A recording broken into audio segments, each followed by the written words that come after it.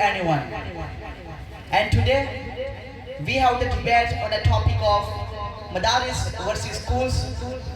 And there is a variable we have two groups. The first one is in a favor of madaris and the second is in a favor of schools.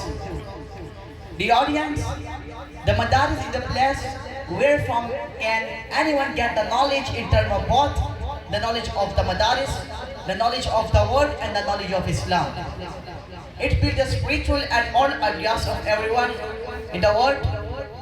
And also, many of madaris have started to teach Arabic and English languages, which are very important in the present situation of the world.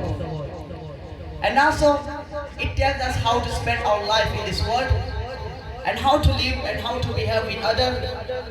The Holy Quran, the knowledge of the Quran is full of available in madaris, and by the grace of Almighty